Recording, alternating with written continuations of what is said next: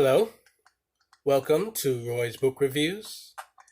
I am Roy, and today I am going to be reviewing a book that I am very excited to be discussing because it is one of my all-time favorite books. I really enjoyed reading it, and I am putting this video together now because a big budget movie adaptation has been made of this movie. It's coming out sometime in mid-September, I believe.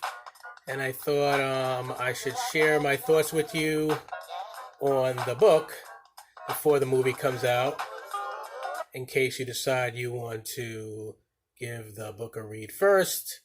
And before you do that, perhaps you'd like to hear some opinions on it. So I am here to give you mine. The book I am discussing is The Goldfinch by Donna Tartt. It was a fantastic novel.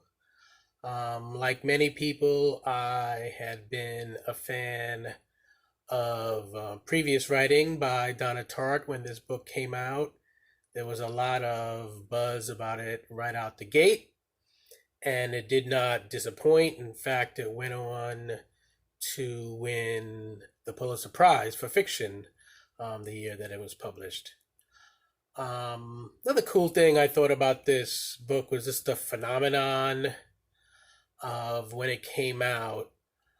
I think it was just a coincidence, but the Goldfinch of the title is a painting, a Dutch painting, and that's rather well known, even though I had not heard of it prior to this book coming out. But this painting, which is usually in a museum in the Netherlands, happened to be on a tour of the United States, and it ended up in the Frick, which is a rather small museum in New York City on its famed Museum Row.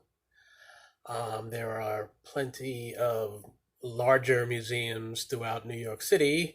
When you think of museums in New York, you think of the Met, you think of the Guggenheim. The Frick was actually originally someone's home, Mr. Frick's mansion. And when he passed away, he put it in his will that his home should be turned into a small museum. He was obviously an art collector. He had a great deal of paintings spread throughout his home, and the museum to this day is laid out in part the way that he had the paintings laid out when he lived there. So anyway, when this book was published, The Goldfinch by Donna Tartt, people, New Yorkers, were excited about the fact that the painting that the book references in its title and is critical to the storyline was in New York City. So it became basically an event, a thing to do.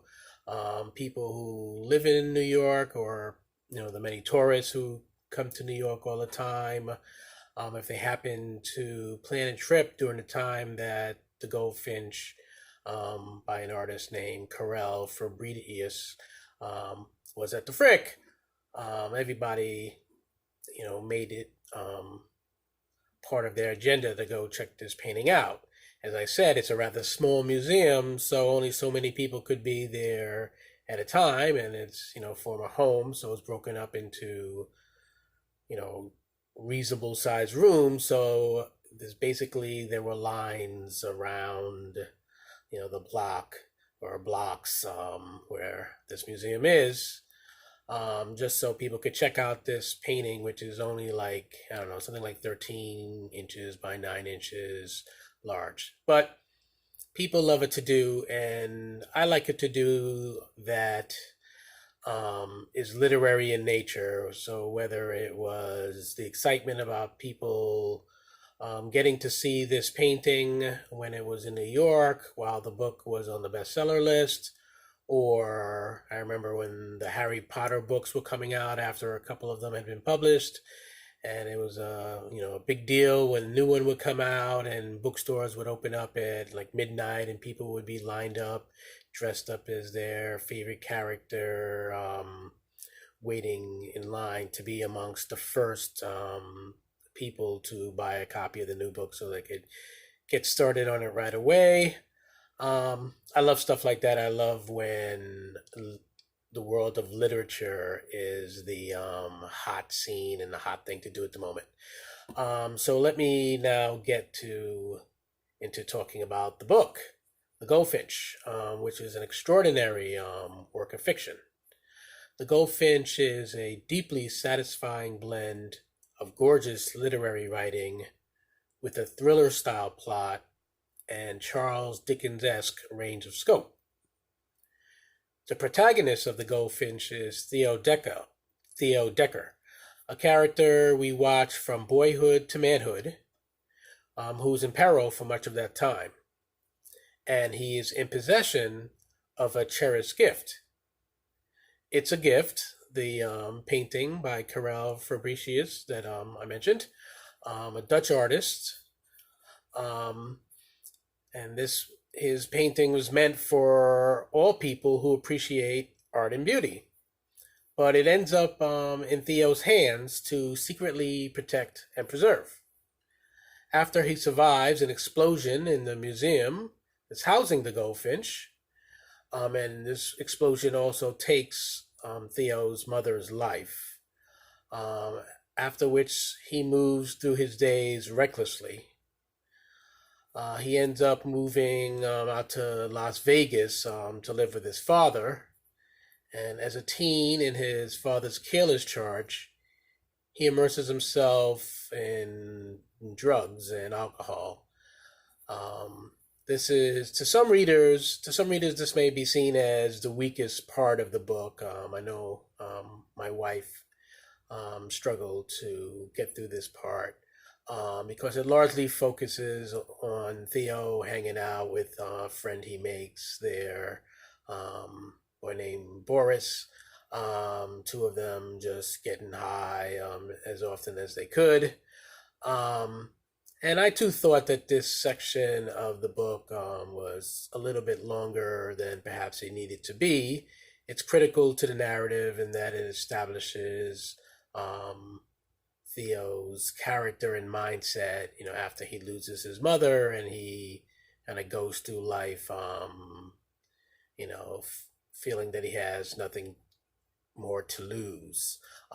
And Boris is a character who ends up being very critical later on in the story. So it establishes this is where the friendship gets started. Despite Boris's corrupting influence, Theo manages to make it through days spent largely without adult supervision and arrives at his own adulthood. As a grown man who has managed to secure a comfortable lifestyle with a seemingly non-perilous job selling antique furniture, he is somehow still continually drawn to danger. Theo doesn't require drugs and alcohol to figure out ways to put his safety at risk. His mindset is practically suicidal, and he finds that he has both an aptitude and appetite for hustling people, which is what he does in the antique business. He turns out to be very good at, I guess you would call it, forging and making just an ordinary, not particularly valuable piece look like it's a piece of furniture that was hundreds of years old and worth a great deal of money, and people would spend all this money thinking they were buying a cherished antique when they were buying a much newer piece that Theo had messed around with to make it look like it was much more valuable than it actually was. So that is how Theo spends a great deal of his adulthood. We readers care about him more than he seems to care for himself. But Theo is not unloved. He is cared for by those in his inner circle. His best friend Boris, His father figure, Hobie, who's the one who brings him into the antique business and, is not only his boss, but basically a replacement father figure for him. And then there is Pippa, the girl whom Theo loves from first sight, but has no idea what to do about it. Theo protects a masterpiece meant to be displayed on museum walls, much as he guards memories of his mother, who was taken away far too soon. Memories never have to be surrendered, but eventually we all find ourselves needing to let go of what is holding us back.